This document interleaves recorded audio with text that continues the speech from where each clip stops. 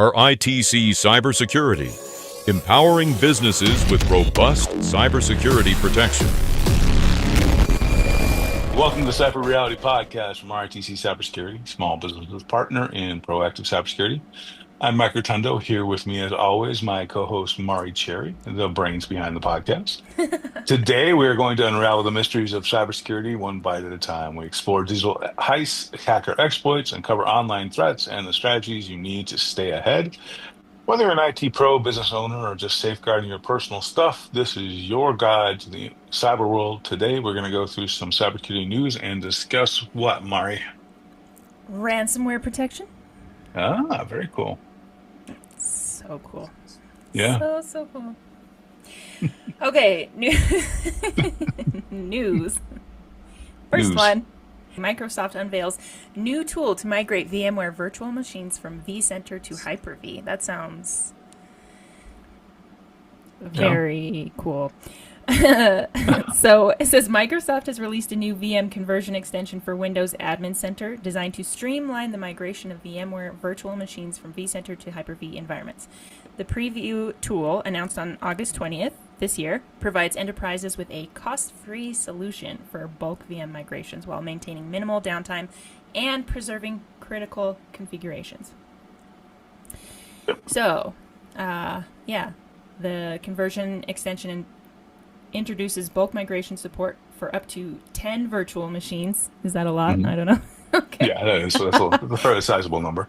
Yeah. Okay, simultaneously Mm-hmm. at that, enabling administrators to orchestrate migrations based on application dependencies, cluster requirements, and business boundaries.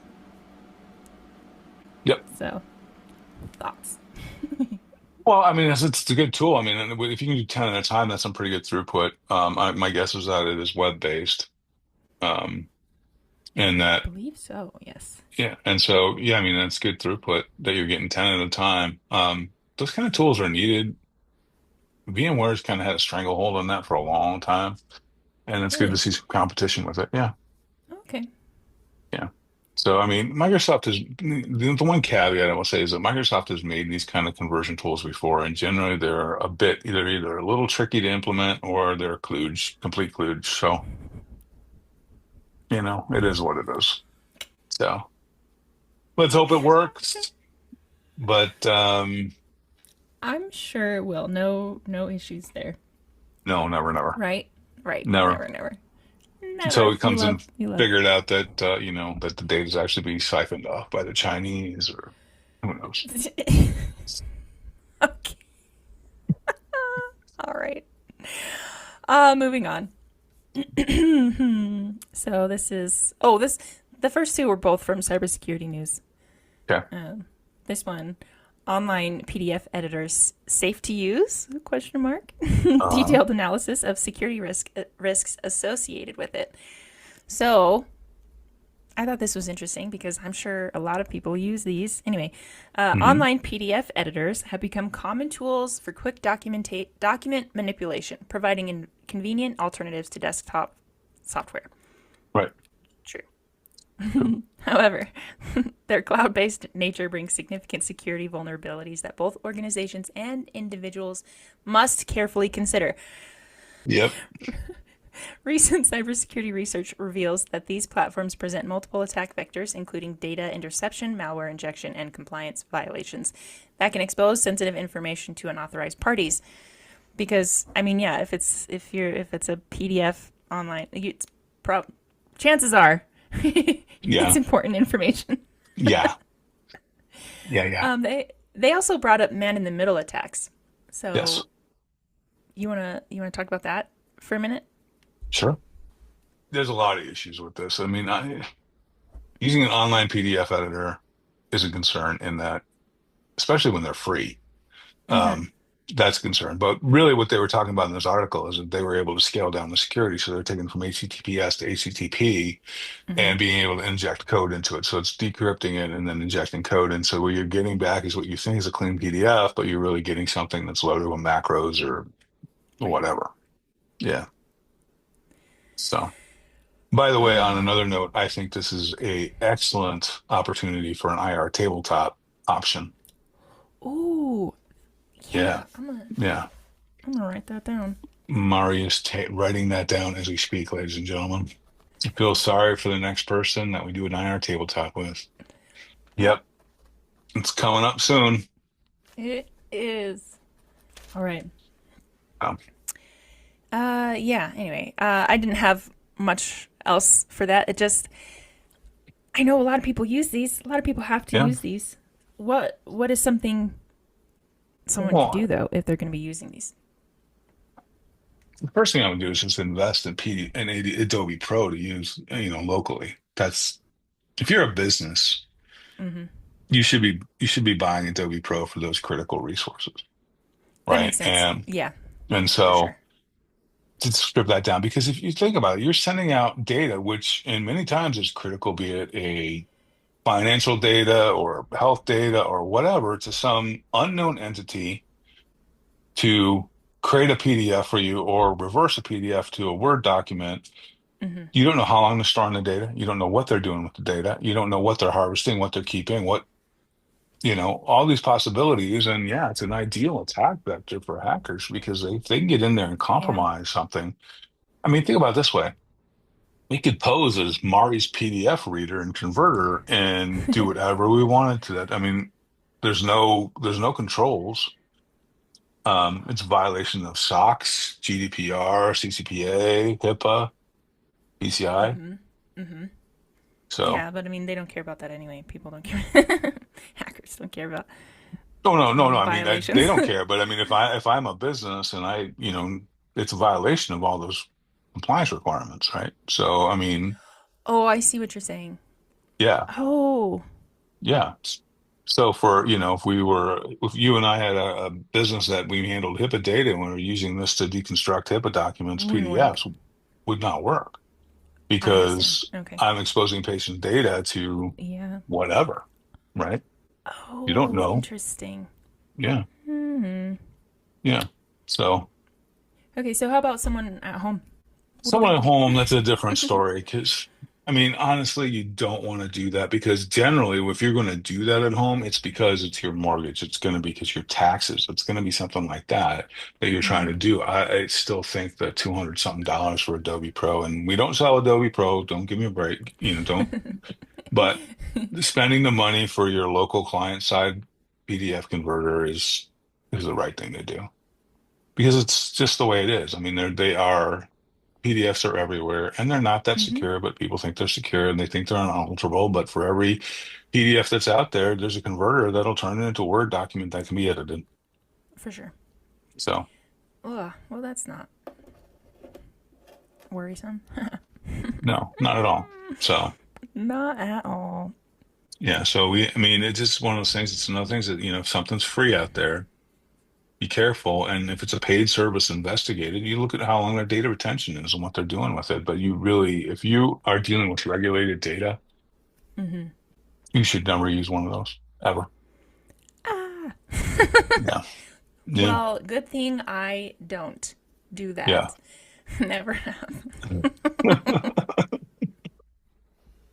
Right on track. Good job. Yeah. Ah, Yeah. Now, if you're pulling down something from a website and you're hitting export as a PDF, or it's like pulling down a bank statement and just pulling down a PDF, that's fine. That's not sending it out to a third party, right? That's not sure. sending it out to somebody you don't know Sure. you're pulling it from the bank, but or whatever. But you know, And then if you sending it are right back. well, I mean, if you need to pull that data for something, yeah, I mean, you're pulling it from the bank. They're just creating a PDF for you. Mm-hmm. It's going down. Their liability is they're the ones liable for it. All you're doing is pulling down a PDF, do a credit card statement or what have you. Okay. So that's okay. It's just when you take, oh, well, I've got my tax returns and I want to turn it into a PDF. I'm going to go use this free PDF online, and all of a sudden, all you're doing is giving all that data out. No good. Got it. No. Yeah. Okay. Yeah. Well, I feel like that's good information. Yes. Yes. That's excellent information that we need to have. Yeah. That was a good story you pulled. Thanks. I'll try. Hmm. Oh, you're a professional, I know. For sure. Yeah. Okay. Moving on. Next one is from the Hacker News. Hmm. I liked this one. I mean, Okay. it's Yeah, yikes, I can but see why this appealed to you. it was interesting. It appealed to me. Okay. Anyway, okay. Ex-developer jailed 4 years for sabotaging Ohio employer with kill switch malware. Yeah. Yeah. So, insider threat for sure. Oh, 100%. So, a 55-year-old Chinese national has been sentenced to 4 years in prison and 3 years of supervised release for sabotaging his former employer's network with custom malware and deploying a kill switch that locked out employees when his account was disabled. Yeah. Yeah. The defendant breached his employer's trust by using his access and technical knowledge to sabotage company networks, wreaking havoc and causing hundreds of thousands of dollars in losses for a U.S. company. They didn't name the company. Yeah. To pull this off, Liu is said to have created infinite loops in source code to trigger server crashes by repeatedly creating new Java threads without proper termination. Yeah. He also deleted coworker profile files and implemented a kill switch that would lock out all users if his credentials in the company's Active Directory were disabled. Yeah. Oh my gosh. Yeah. Yeah. This is like the ultimate psycho ex-girlfriend or boyfriend. Dump me and your car blows up. Yeah. Oh my gosh. I mean, who hasn't run scenarios like that through their head? Sure, it's happened. Yeah. Intrusive thoughts. That's what you do with Yeah. them. Yeah. Anyway. Oh, I thought this was interesting. His internet search history laid bare the methods he researched to escalate privileges, hide processes, and delete files, suggesting an attempt to obstruct the company's efforts to resolve the issues. He's smart enough to create all this and not dumb enough to delete his browser history and What? wipe his router history and do that covertly using Tor, perhaps using, Right? Yeah. Yeah. I read that and I was like, do you think maybe he did it on purpose then? I don't think he got caught on purpose. I think he just didn't think that people would figure it out. So Okay, I guess so, yeah. but that I mean, seems... arrogance is always, his pride comes before the fall, right? I mean, arrogance causes you to do certain Yeah. things. Oh, they'll never figure this out. I'll just do it this way. Well, but... Yeah. Yeah. Yeah. Well, when it goes back to, I think what I told you in the last podcast is, from a law enforcement standpoint, I only have to be right once. The hacker has Right. to be right every time. And they eventually will screw up. Yeah. Eventually. Yep. But his name wasn't Lee, it was, what was it? Lou. Lou. Yeah. Davis Lou. Oh, man. Anyway. Yeah, I thought that was, that's pretty impressive. And then to leave all of that search history. It's kind of dumb. But that should also tell you that, even though you're taking your browser history off your browser, it doesn't necessarily mean your search history is gone because your router is going to keep that and your ISP is going to keep that. So if you're going to do something truly nefarious, I mean, a lot of people get caught over that. You need to use a Tor browser and a VPN and all those other things. Yeah, as Mari writes down notes. Yep. And how do I get that Tor browser? Yeah. You already have it on your desktop, by the way. I know. I know. Yeah. I'm teasing. I know. I'm not going to do anything like that. Not today. No, never, maybe Tuesday. never, as her fingers are crossed. Yeah. Maybe Tuesday. Yeah. Tuesdays. No, I'm teasing. Okay, anyway, that's it. That's all I had for that. That was just interesting. And he got caught, obviously, because Yeah. he didn't do it right. Gosh. Yeah. It's always one thing. Yeah, I realized, I don't know if I specified, it says jailed 4 years, FOUR, jailed for 4 years. Yeah. Yeah. That wasn't Well, I think specified. I'm assuming there's probably some fines that went with that too, because I mean, the amount of damage that he would have done to his company, Yeah, it said the hundreds cost of of thousands, unraveling. right? Yeah, I think so. Yeah, I'm sure there's got to be fines in there somewhere. I don't Yeah. remember seeing that in the article, but I would assume. Yeah. Yeah. Anyway. Okay, yeah, that's all I've got for that one. Okay. And I've got one more Okay. if you want, or we can move on. It's up to Yep. you. No, let's do it. Okay. Same from the Hacker News. Experts find AI browsers can be tricked by prompt fix exploit to run malicious hidden prompts. I like this one a lot. Yeah. Cybersecurity researchers have demonstrated a new prompt injection technique called prompt fix that tricks a generative artificial intelligence Gen AI model into carrying out intended actions by embedding the malicious instruction inside a fake CAPTCHA check on a web page. Let's see. Described by Guardio Labs, Mhm.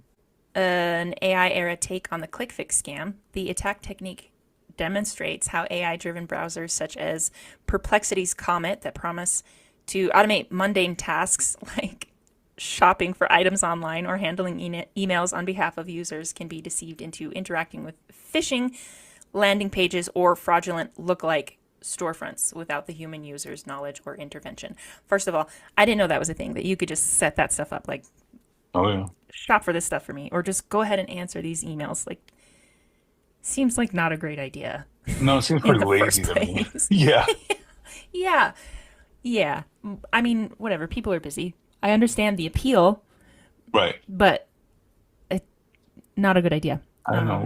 Logging into Amazon and shopping isn't really that hard. It's so hard. It's so hard. Just kidding. I'm just kidding. Yeah. I window shop all the time. I realized I do this instead of like, I do doom scroll on Instagram sometimes, but instead of like just scrolling through like TikTok or other, I window shop online. I just, Yeah. I'll fill my cart up and then I'm delete it later. Yeah. Yeah. Yeah. That's so weird. Anyway, that's what I do. Okay, so going back to where was I? With prompt fix, the approach is different. We don't try to glitch the model into obedience, Guardio researchers Nadi Tal and Shakti Chen said. Did I get that right? I think so. I probably butchered it. Instead, we mislead it using techniques borrowing from the human social engineering playbook, appealing directly to its core design goal to help its human quickly, completely, and without hesitation. I like that. Help its human. Yeah. That's really funny to me. Like it's a pet almost.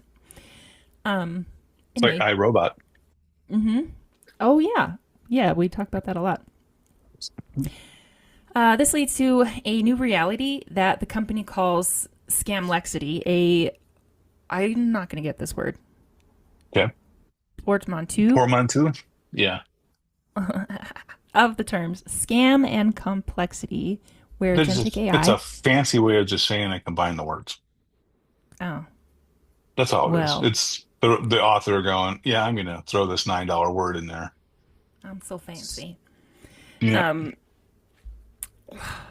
Let's see. Where agentic AI systems that can autonomously pursue goals, make decisions, and take actions with minimal human supervision take scams to a whole new level. Yeah. So just don't do that. Yeah. Don't do that. No. You can't turn your life over to AI. You just, I mean, I don't know what these people are saying. You just can't do that. I mean, you can't turn it over to a computer. I mean, nobody is that busy, right? Yeah. Yeah. Or just scale back, prioritize. You are human. You can't do everything. But what I thought What? was interesting was yeah, exactly. The social media aspect of this was fascinating because it would read it off social media on the browser. And the example they said is buy me an Apple Watch. It would just go and buy an Apple Watch based on the social media post. And it was like, you got no control here. I mean, and it's like none. And the one example is that actually there's coded prompts on these fake websites that AI will read that the human will not. So it's not so all the training in the world, if you're using one of these AI browsers and you're looking for these fake telltales that something's, not right, you're not going to see it, but the AI will read it. Yikes. And this takes us back to it was weeks ago. We did this story on Gemini, Google Gemini, that hack inside the inside of Gmail where they were writing instructions to AI in white text as Text. opposed to black, Yes. so you couldn't see it. That's right. But when you did like condensed or some synopsize or something like that, my email, Yeah. Mm-hmm. it would AI would read that, and then all of a sudden you get your Gmail hacked. Yep. Yeah. Oh, so that's really fun. Yeah, just maybe don't let your AI do those things for you. Just, It's not time to let the AI overlords run your lives. yeah, I see the appeal. I get it. I understand, but I just don't think it's a good idea. Yeah. Obviously. Yeah. Obviously. Well,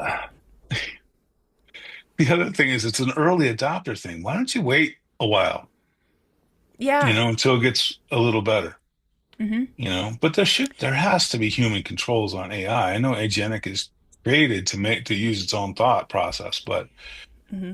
there has to be a yes, I approve this message kind of thing in AI. Otherwise, Yeah. Some kind of controls. the next thing you know, your AI is drunk texting, your wife or girlfriend or whatever, and you know, Okay, but that could be fun. it could Just, be fun unless it's like hate drunk texting. oh yeah, we don't want that. But I'm just thinking, like, if you're just hanging out, it could be like a game. Oh yeah, yeah, it's like That could drunk be fun. history. Yeah, Yeah. Oh, I love that show. I love it yeah, so much. but if you let AI have that much control. Now, No on the good. flip side of it is, I didn't text that, babe. That was AI. That was AI. The AI bot did that on its own. But that's That crazy. It could be like, oh, that wasn't even me in the video. That was AI. But also, no, okay, sorry, no, tangent. I'm stealing this no. for just a You second. never I do did those. see, I never do those. I did see someone I follow on Instagram. They have a very large following. Hmm. He posted a video. It was like a duet of himself, like selling a product, basically. And he was like, that's not me. It looks like me, but I never made that video. That is AI. Someone Right. Yeah. someone made a whole new account and is tried selling Hmm. product Yeah. with it because he has a big following already. And Right. so Yeah. And if there's yeah. enough points of data out there about an individual, Hmm. then they could very easily create an AI Hmm. image based on that data. Well, But we were talking like, about that story, like, at your kid's school, high school or whatever, where the boys were like, you know, we're going to take your just picture and, hmm use gonna AI to make all create this stuff. a Yeah. inappropriate picture from just a Yeah. regular photo. Right. Ugh. So, I mean, it's some scary stuff out there that you're going to do, and they need to start cracking down on this stuff before it gets out of hand. Yeah. All right. Okay. So that's all. That's all for news. Yeah. That's all for news. That's all for news. The topic for this week is ransomware protection. Hmm. So that's kind of what we do a little bit, I think. So, what is ransomware protection? Why are we doing another episode on it? It feels like another episode, just different words. Yeah. Yeah, why is it important? And do we sound like a broken record yet? Well, it's important, and we're not going to sound like a broken record because I mean, it's something that it is such a big problem that it has to be Mm-hmm. addressed, and it really Mm-hmm. does. And, it's just like taking your security training every quarter. We need to bring this up on a fairly regular basis, just like we need to keep bringing up pen tests. We need to keep Yep. bringing up all this other stuff. I mean, there's just things that we need to keep talking about because Yeah. methodologies change and protection Mm-hmm. methods change. And, with the AI stuff that's out there, you know, Yeah. Also, I think if we can look at it from a slightly different approach as well. We can reiterate some of the same information, and that way maybe some of our newer listeners can pick up some previous content or words, phrases they've heard before, and kind of start linking and making sense of some of these things that aren't quite as like common knowledge to an average person who isn't doing this every day. right, right, right. Hopefully, that's the goal. Hopefully. I think so. I think so. Yeah, so, all right. What is ransomware protection?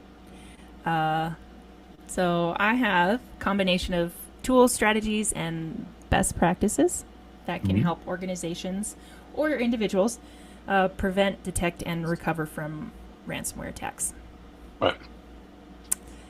So, number one would be prevention, stopping attacks before they happen. And I have a few bullet points of how we can do that, and then maybe you can chime in, or maybe I can. that is false information, or add something that I forgot. I don't know. Well, I will see. I will participate as best I can, ma'am. All right. So prevention.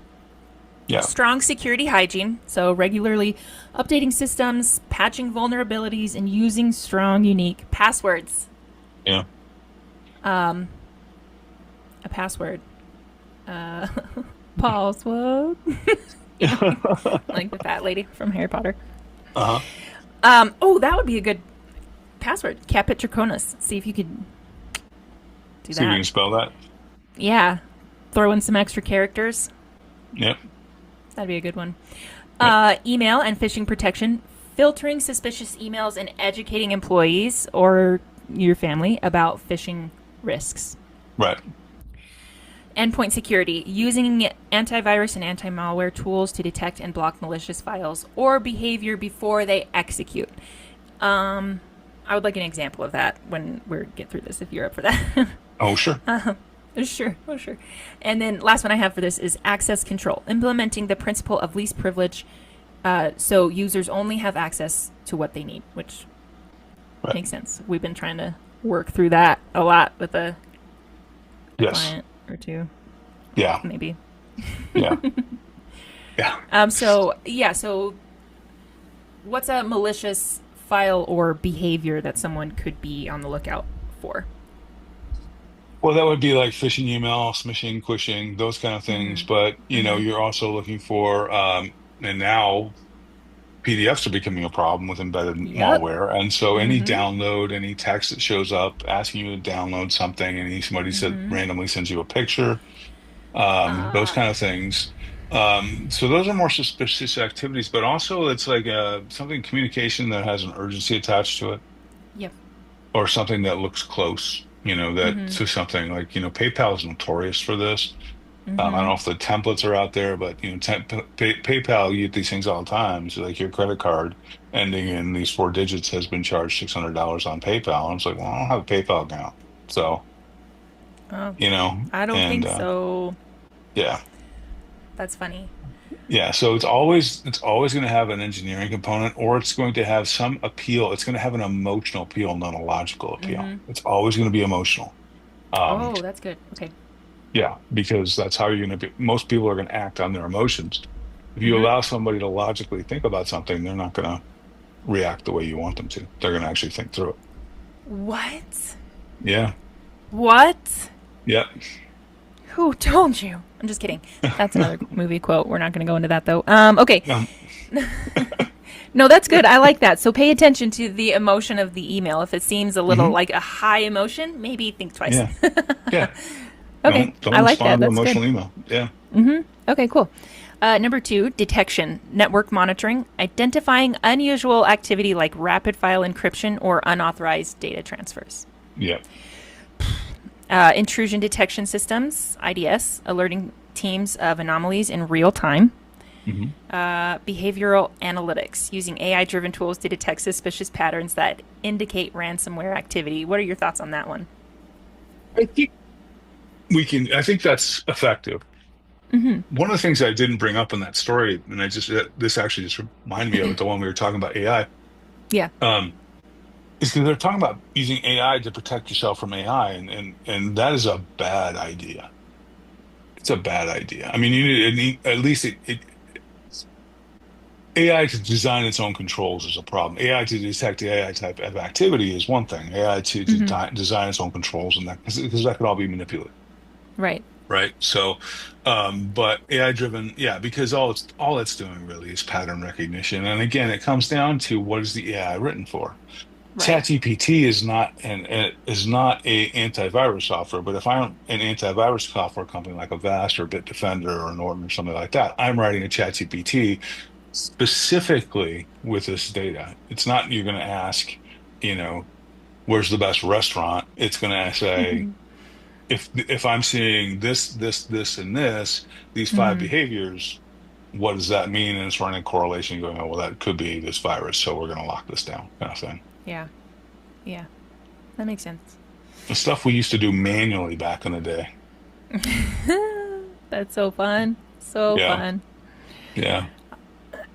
All right. Number 3, I have response and recovery. So regular backups, storing backups Mhm. offline or in secure, immutable systems so files can be restored without paying the ransom. Yes, ma'am.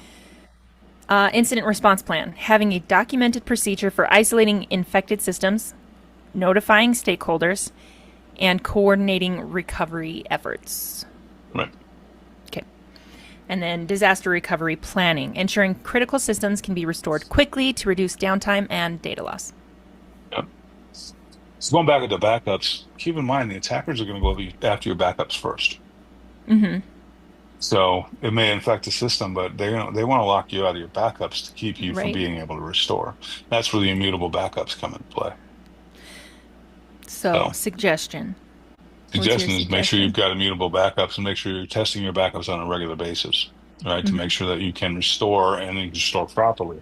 You think about how many times I've dealt with people and they were like, oh yeah, we can restore all our data. We just can't make the application work. We can't figure out how to fix that. We'll deal with it later. It's like, well, what happens when the Uh-oh. emergency happens? And it's like, well, we have our data. But it's like, great. You have to rewrite your application or rebuild your application. Do Oh, you have your run books completed? No. Jim does that. Well, what if Jim's out or dead or quit or whatever? What are you going to do? right. Right. So So, testing and making sure you can restore the functionality, which gets into DR testing, and mm-hmm. IR testing. Yeah. Do So your IR tabletops. Make sure yeah, you've got that done.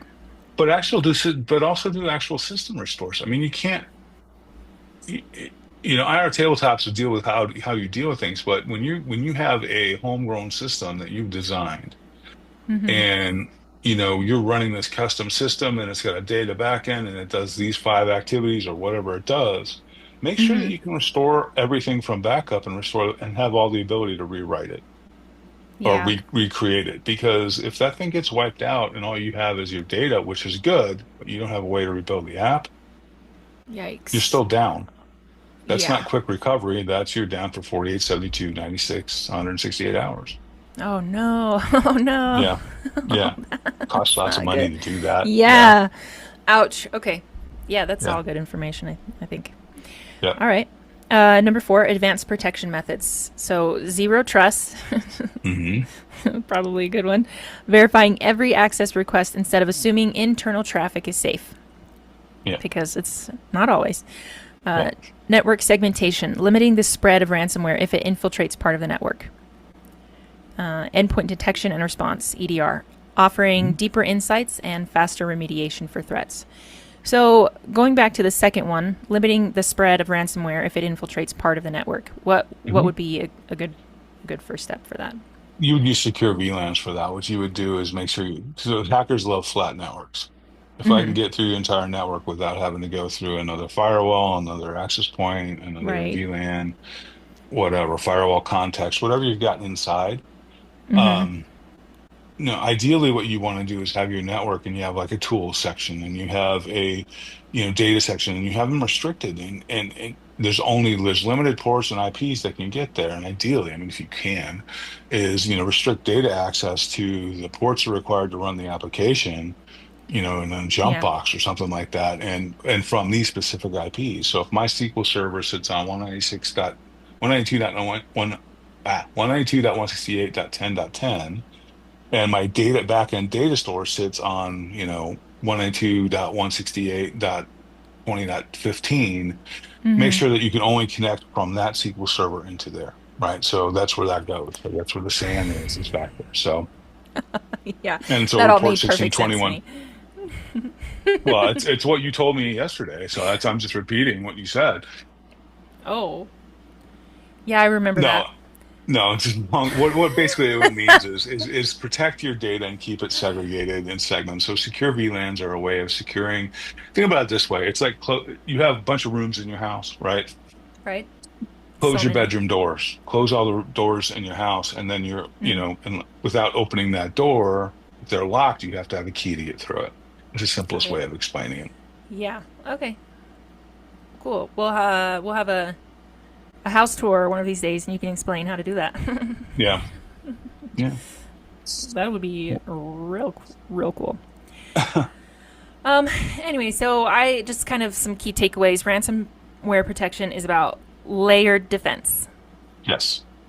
which makes sense. Kind of Yeah. that Also door called, analogy. yeah, called defense in depth.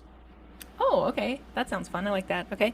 Uh, training people, securing Hmm. systems, monitoring for threats, and having strong recovery options ready.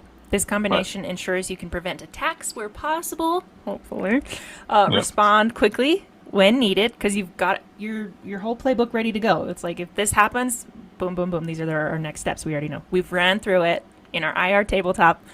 We already know who to call, who to contact, what to do, and recovery without paying a ransom. Right. That's what I got. I've got some questions, unless All you've good got stuff. No, so good. that's, yeah, no, it's good work. Um, no, I mean, again, the backups, the training, the defense in depth is, that includes your VLANs, it includes, your antivirus, your EDR, all this kind of stuff. So yeah, Nice. Okay. yeah. Questions. Hmm. Number one. What is ransomware and how does it typically infect a system? Ransomware infects a system through an ingress via a browser, by email, or other system like a smishing or a quishing or something like that. It will bring down malicious code that will in some way encrypt, lock out, or prevent a user from functioning properly. And then there's a demand for ransom from a third party. Now, there's also ransomware that is not real, where you're not really encrypted. That was a big thing for a while, where you would get these flash screens on your Right. computer that would say, the FBI has seized this computer because of your viewing of pornography or what have you. Please Oh. contact us and send us all this money. Well, that Mm-hmm. was ransomware, but it was it was just, again, the urgency and emotion of it, Right. right? Yeah, watch out So for that emotion. yeah, yeah, Two. Why yeah. is regularly backing up data one of the most effective defenses against ransomware? Because if your data is backed up, then it doesn't matter. You can just wipe the computer and move on, restore your data. Nice. But that's why it has to be immutable. Yeah. Three. What steps should employees take if they receive a suspicious email attachment link? Don't click on it. What? I Contact your thought we clicked on help everything. desk. Yeah, well, No, don't. Please don't. yeah, that's why. And then contact your help desk and just leave it. Don't do anything with it, and then or delete it. A lot of people Yeah. have. A lot of companies will have forward it to this location and they'll tear it apart and sandbox it. That can be dangerous, I think, Yeah. because you're just off allowing it an opportunity to propagate because of things called a post open. Like if you open an email, it'll Hmm. actually has the ability to propagate email or Yeah. propagate ransomware Right. or a Okay. virus. Yeah. Tricky. Yeah. All right. Four. How can endpoint protection tools help detect and prevent ransomware attacks? Well, it's going Similar to, question. especially the AI driven ones are going to have some kind of pattern. They're going to see that based on the activity, it's going to say, okay, well, this is ransomware. This is something else. This is what's going on. So, and it'll prevent it. It'll kill it where it can. But remember, we were talking about last week, or was it the week before? The in-memory processes. So you're not going the pattern-based ones aren't going to effectively stop AI because a lot of them are just going to live in the memory. So you need these pattern detectors that are going to be like, all right, based on activity, it's going to say, okay, well, this is a virus based on this. This is what's going on, and then we need to find this executable. Right. So, All right. yeah, Five. yeah. What role does multi-factor authentication (MFA) play in reducing ransomware risks? Because if you get your password hacked, it's not going to hack your MFA necessarily. The MFA itself has to be hacked, so which is Yeah. harder. Six. Why is keeping software and systems updated critical to ransomware protection Well, prevention? because if you've got older gaps on your software, your operating system, those are things that they haven't had time to build an exploit for. If you're updated to the latest version, unless there's a 0 day out there, you're relatively safe for a while.